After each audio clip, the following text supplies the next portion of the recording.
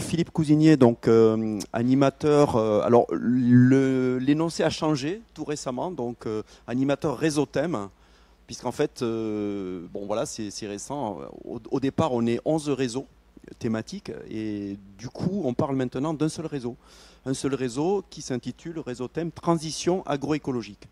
Et chacun se décline en fonction de ses spécialités.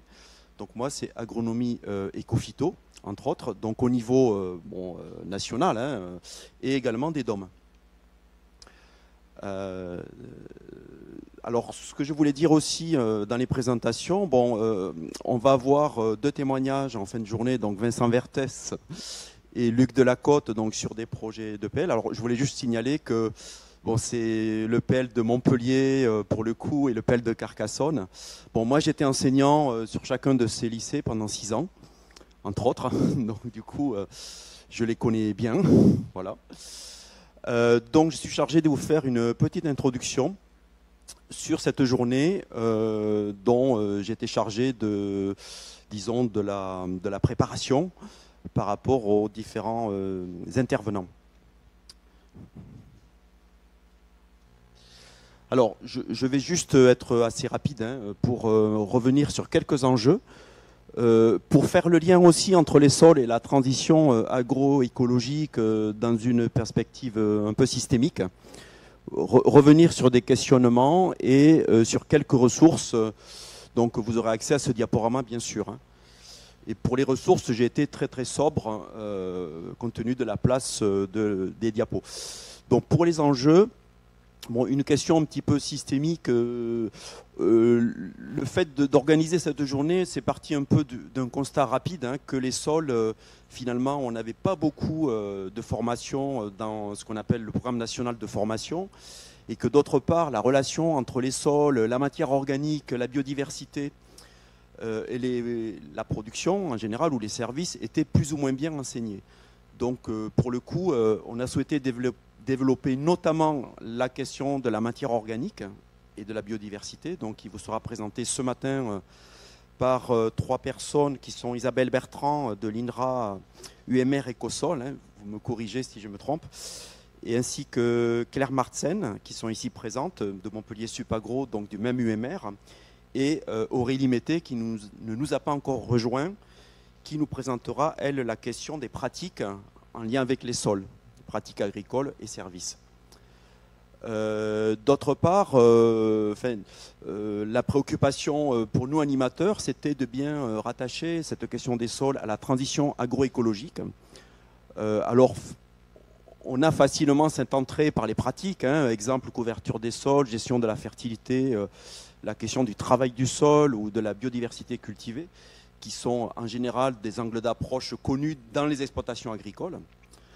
Mais il manque certainement des liens à faire, donc on va essayer de répondre à vos préoccupations au maximum avec ces exemples d'expérimentation. Donc j'en dis pas plus pour ces expérimentations. Et il y aura aussi dans l'après-midi la présentation d'un jeu de connaissance des sols, donc fait par Tiffaine Chevalier, que je ne connais pas, je ne sais pas si elle est présente ici. Elle arrive que l'après-midi, d'accord. Alors, ce petit schéma pour aborder plusieurs choses qui me tiennent enfin, à la fois à cœur, mais qui sont aussi qui sont maintenant très politiques. Hein. Donc, la nouveauté, c'est ce qu'il y a au centre dans le petit cercle. Donc, c'est nouveau parce que nous-mêmes animateurs ne sommes informés que depuis la rentrée là. C'est que désormais, dans la transition agroécologique, on considère qu'il y a 4 piliers et pas 3. À savoir que vous connaissez bien les 3 piliers de la durabilité qui sont repris, agro-environnement, social, économie. Donc on retrouve bien les sols quelque part. Mais il y en a un 4e qui s'est rajouté, qui est la sécurité sanitaire. Autrement dit, derrière sanitaire se cache la santé des végétaux, la santé des animaux et la santé des hommes. Donc c'est une question qui est montante et qui va se développer.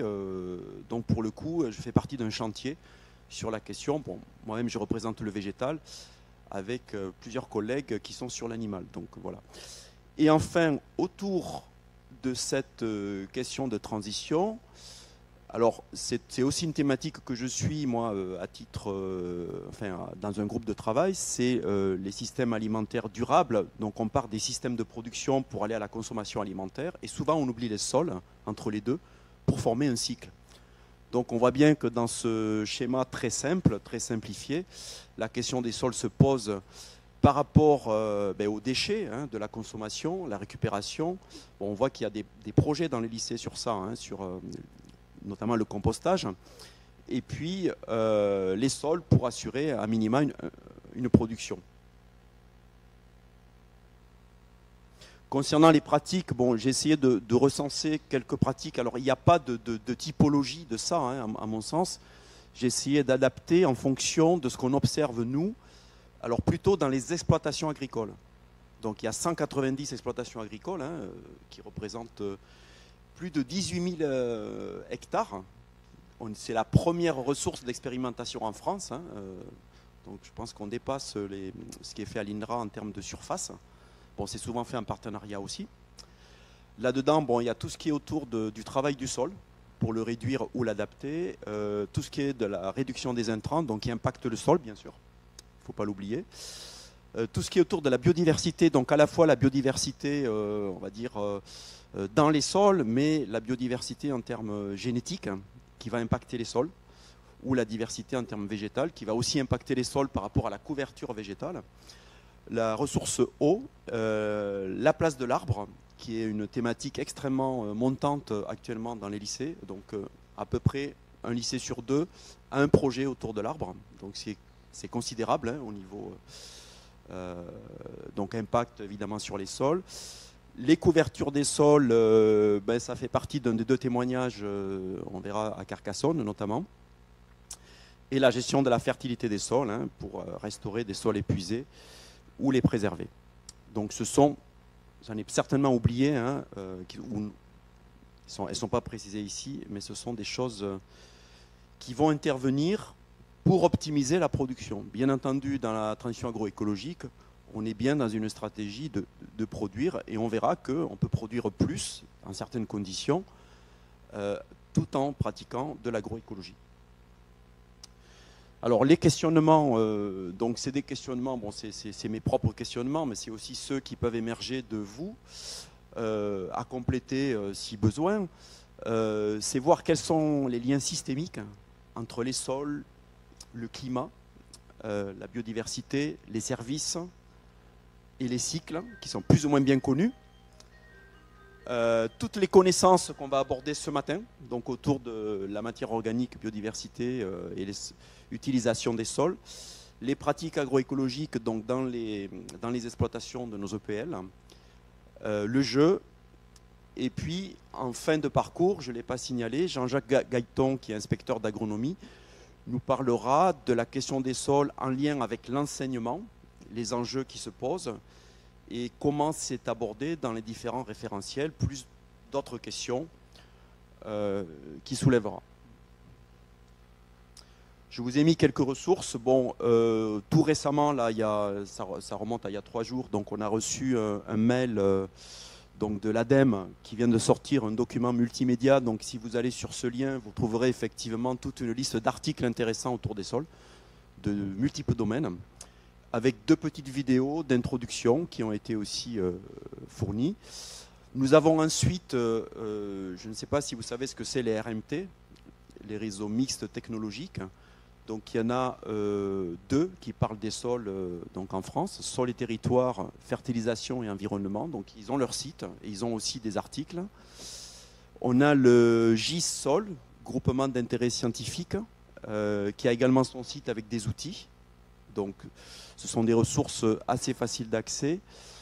Je vous signale aussi le site OSAE, dont je fais partie du comité de pilotage, qui est basé à Toulouse, où là, ce sont des petites vidéos de pratiques paysannes qui sont intéressantes sur les pratiques. On a également pour les établissements, donc, notamment par exemple Carcassonne, Montpellier, mais on a une quarantaine d'établissements qui en font partie. Enfin, peut-être pas Carcassonne d'ailleurs, je me suis trompé, c'est Montpellier pour le coup. C'est le site adt.educagri où on a donc des projets casse d'art, dont beaucoup autour des sols. Et j'ai signalé aussi alors une publication qui est accessible à l'INRA, qui m'a paru tout à fait intéressante parce qu'elle est méconnue. C'est l'influence de la microbiologie sur le climat, puisque les bactéries qu'on retrouve au sol vont monter dans les nuages et influencer le climat. Donc ce sont des recherches assez récentes, très méconnues, mais qui impactent énormément le climat, que ce soit pour la neige, puisqu'on parle de bactéries glacogènes. Hein. Je ne rentre pas dans les détails. Je pense que le diaporama qui est en lien là, avec, à la fin, là, explique les choses. Et ça fait partie aussi du cycle de l'eau. Donc ça mérite à être mieux connu. Et du coup, il y a un rôle sur les légumineuses pour ça. Elles sont très porteuses de ces bactéries-là. Et donc ça rajoute un intérêt pour les légumineuses. Voilà, j'en fais pas plus de la publicité. Et je laisse... je ne sais pas si vous avez des questions.